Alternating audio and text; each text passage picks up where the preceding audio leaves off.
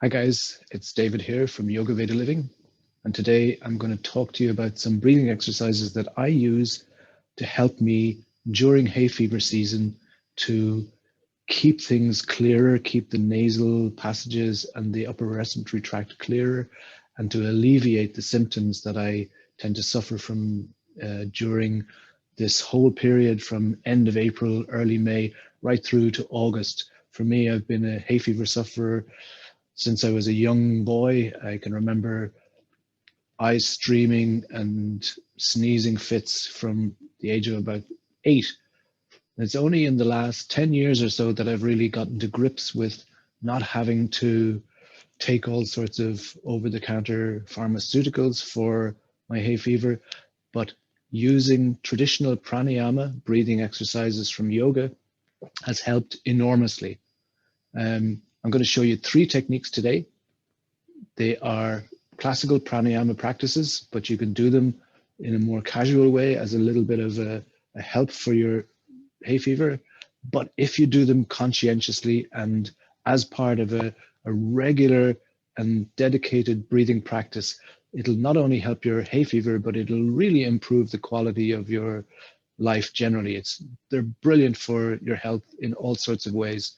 Read the blog that goes with this video to get more information about what's actually going on from a scientific point of view, and try to practice as often as you can on a daily basis. First thing in the morning is particularly good.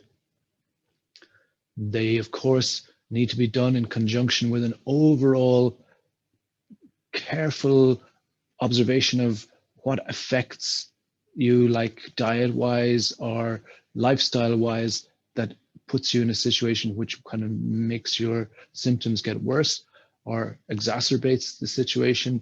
And so the exercises, good lifestyle, good diet, all contribute to improving the quality of your life generally. Your health improves and your susceptibility to hay fever is made better, or made less, I should say, so that you suffer less.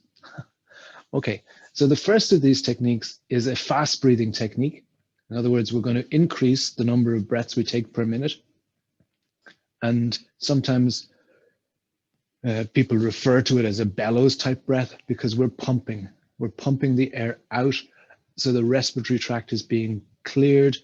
We're blowing, literally blowing the air through the upper respiratory tract and out the nostrils.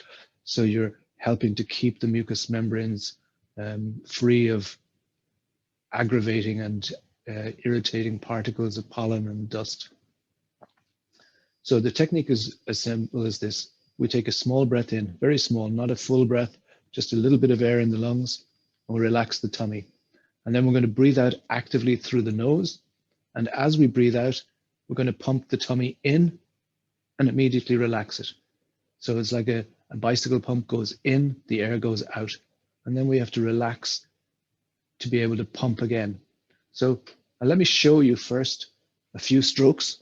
And one stroke is an active exhalation and a passive inhalation. So we don't have to actively inhale. By relaxing the belly, a little bit of air gets drawn in. So it looks like this. Tummy relaxed, small breath in, breathing out through the nose with a little active exhalation.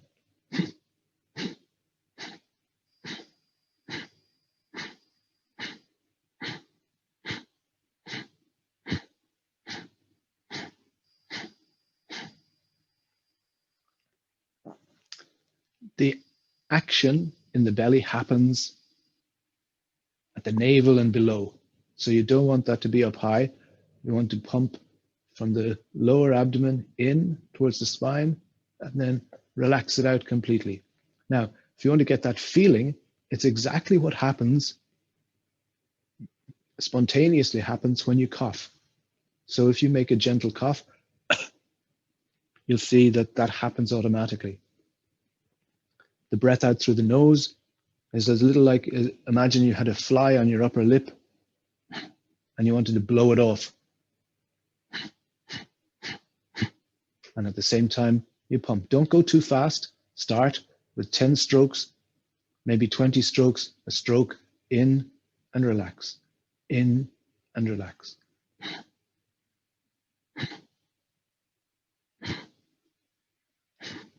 Make sure it's clean. Much more important to have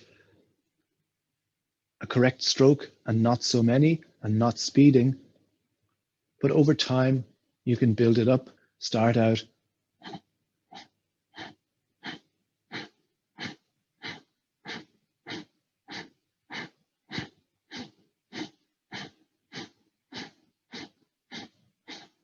"20 strokes, take a pause, few breaths, then do 20 more, take another pause and do 20 more.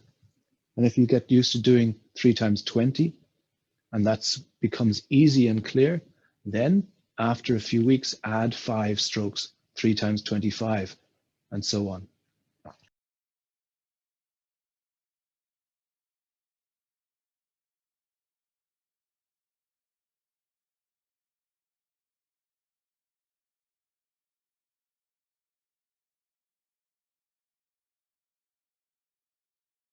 And you can build up that way. That's the first technique. The second technique is equally simple, but this is a slow breathing technique. It's called alternate nostril breathing. And literally, we do what we say. We're going to breathe in alternately through first the left nostril and out the right, then in the right and out the left. And that constitutes 1 round.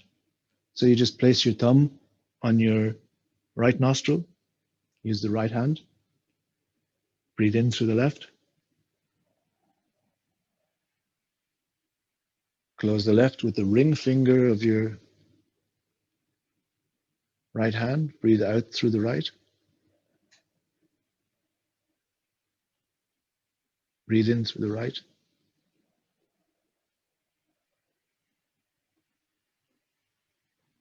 close the right, open the left, breathe out through the left.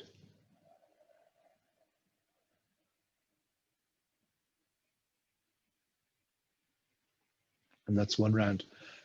You'll see that I've taken the middle finger and the index finger and folded them out of the way down to the bottom of the thumb.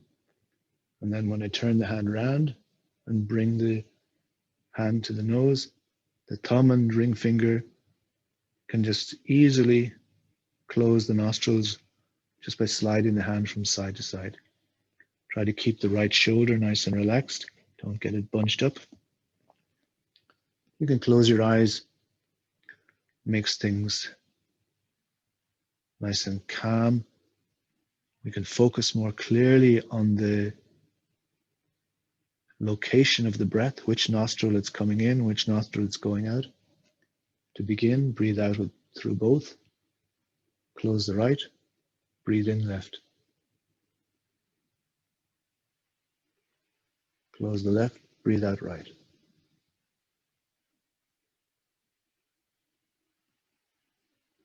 Breathe in right.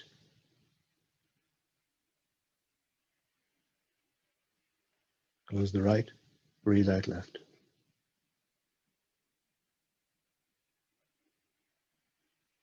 Breathe in left.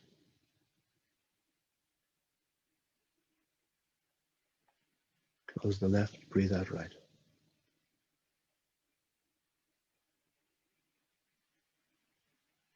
Breathe in right.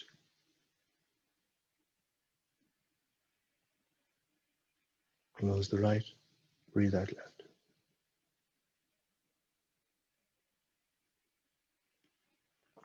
So there's 2 rounds there. So ideally we do a minimum of 10 rounds. In left, out right, in right, out left, 10 times. And as you become comfortable in it, try to lengthen the exhalations so that they're longer than the inhalations, and ultimately we want to get them to be twice as long. So if we breathe in for 4 seconds, we breathe out for 8 seconds. What we want to feel at the end of these 2 exercises, Kapalabhati, the fast breathing with pumping, and the alternate nostril breathing, is that the airflow through both nostrils is equally open in both nostrils by the end of the practice. So you know when you have hay fever, you'll feel the congestion you'll feel that you have this kind of blockage, and usually more on one side than the other, and that shifts during the day. But between these two exercises, you clear the upper respiratory tract and you balance. Now, one of the things that's happening in this balancing is that your parasympathetic nervous system is being activated. The whole body is relaxing. The anti-inflammatory responses that trigger hay fever are being dampened down. So your immune system is improved and functioning, but it's not going haywire, and we're not getting this big inflammatory response. So the allergens that are provoking hay fever are provoking this immune response. And as we calm the nervous system, we improve how the body responds without becoming inflamed. The third practice is, again, particularly focused on the sinuses and the clearing of the nasal passages. And it's very simply done by creating a nasal humming sound as we breathe out, so that we make a buzzing like a bee. The sound should have the quality of ng, rather than So it's not a hum at the lips. It's a hum which has a more nasal quality. I'm not sure how well that comes across through the little ear mic, but if you get the feeling that as you hum, you can feel the vibration in the soft palate. That's the roof of the mouth at the back, the very back of the roof of the mouth. You should feel a little vibration. You might feel vibration in the bones of the cheeks, or in the cavities of the sinuses, in the maxillary sinuses. You might feel it up at the bridge of the nose and even onto the eyebrows.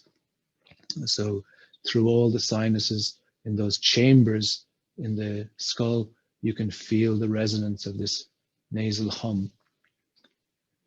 This practice has profound health benefits because it increases the production of nitric oxide in the body, which is a signaling molecule that's used in lots of processes, and again is beneficial for cell immunity and for the for circulation and for the respiratory system, among many other systems that it influences. So this practice, called Brahmari, buzzing bee breath, we can call it casually, is really a beneficial practice. So you simply breathe in, and then nasal sounding hum as you breathe out.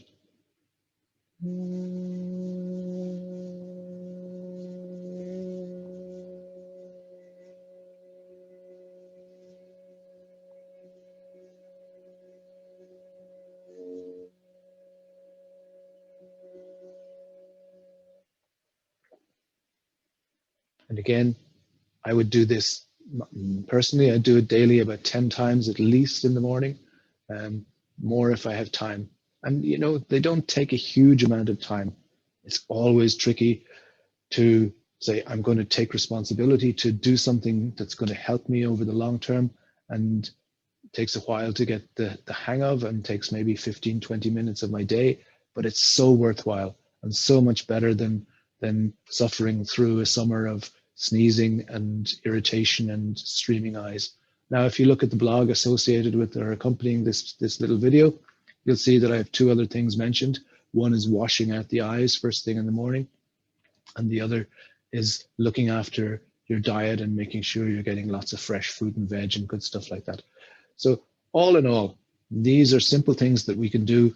And I genuinely, having been a lifelong hay fever sufferer, that's more than 50 years of hay fever, I finally kind of feel now I've gotten a handle on it through these yogic practices that I've developed into a daily practice over the last 15 years or so, and it's really paid dividends.